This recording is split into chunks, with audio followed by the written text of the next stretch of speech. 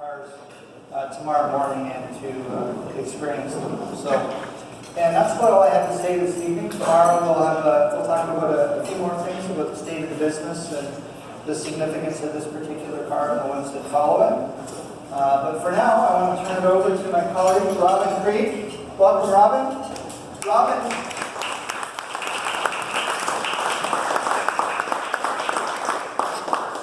Robin is the lead exterior designer for this beautiful car, and he's here to tell you all about that. All right. Take it away, man. Thanks, Steve. All right. As Steve said, my name is Robin, and I served as lead designer on the XT4. And this was a really special program. And they're all special programs. But, you know, I've worked on CTSV, I've worked on XT5, so this one just really felt fun. And I think a lot of it had to do with the really young team that I was working with. And after I got over the fact that I was the oldest person on the team, and that, after that, it was just a really good interaction with everybody. And we started to have great conversations about new ways to take Cadillac in. And we talked a lot about, you know, dressing Cadillac up and dressing Cadillac down. There wasn't one way to have Cadillac. I think people mostly saw Cadillac in one way. So that really led us to this kind of, you know, Y-shaped sport and luxury trim level strategy, where you could express XT4 in two different ways. So the first thing the design brief said was, design a car for yourself. So with such a young team, it was all about just design it for you. And the first thing I thought about was, you know, Cadillacs aren't known for being small. So how do you do a small Cadillac? It's like, the Escalade's our flagship, and Cadillac's known for big cars, so how do you even think about a small car? So my mindset wasn't to make a small Cadillac, it was, how do we like bookend the best parts of like Escalade and bring them down into a smaller Cadillac?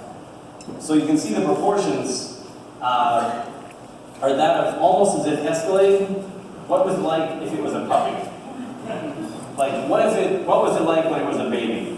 So that's how I thought about it. And when you see like a Great Dane puppy, its paws are really big, its ears are really big, its features are really big.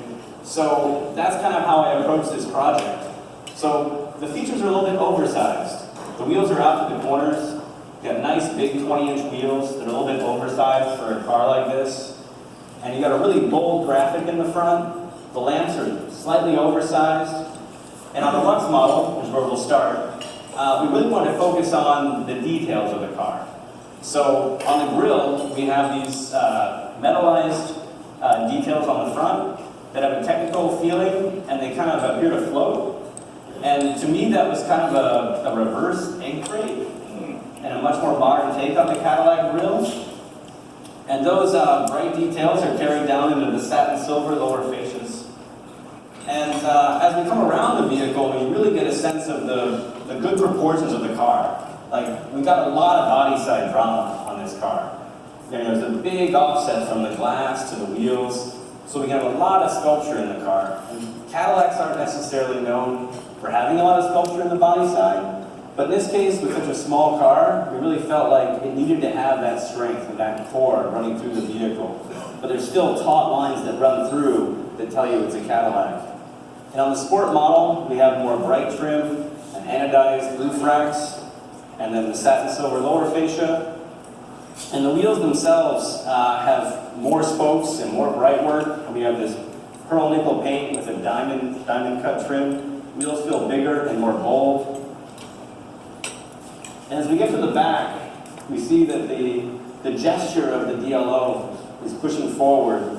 And when we came to the rear, we thought a lot about the CTS wagon. And all of us love the CTS wagon. And it's like, if we can find ways to find notes that we can put into this car, we were going to do it. So the way this angle comes forward, the way the light's more vertical, and then the way the backlight is much faster, all emphasizes that sporty kind of lunging forward look. And the rear is a very short rear overhang with the lines focusing on that. But then as we come to the Sport, which is actually the one I would choose if I was going to choose a persona, we're able to focus more on the more contrasty graphic feeling of the car.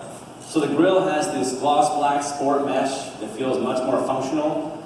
You'll see the chrome is much thinner, You have gloss black lower accents that have a more subtle satin and gloss black difference.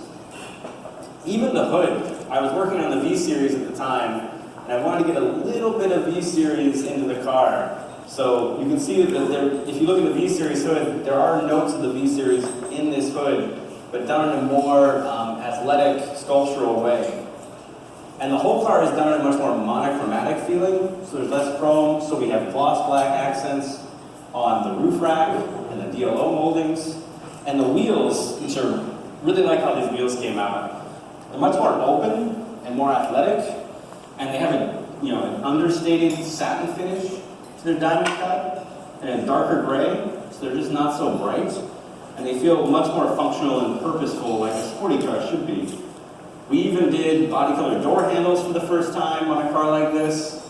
And on the tail lamps, that's really where, we were doing this car, trying to make it global. And I won't bore you with all the global things you have to do to make a car work all around the world, but we tried putting on the clear tail lamp lens just to see if it would work. And we just all loved it so much. And it just really changed the whole character of the rear of the car. Because you see all the technical elements, you see the thin blade, and the way the etchings creates kind of a holographic image in the car, or in the tail lamp. And we decided to put that on all of the cars for the Sport, because this originally wasn't going to be on the North American cars at all. But we fought really hard to say, this makes a different statement. It's really sporty. So that was, and it really creates just a different look for the rear of the car.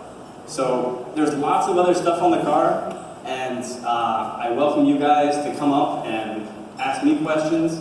We have Phil Kuchera here to give you more of a one-on-one of the interior design.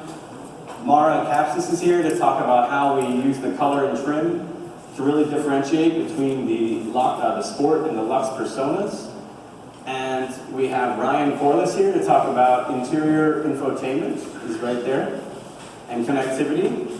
And thank you very much. And I hope you guys enjoy XT4.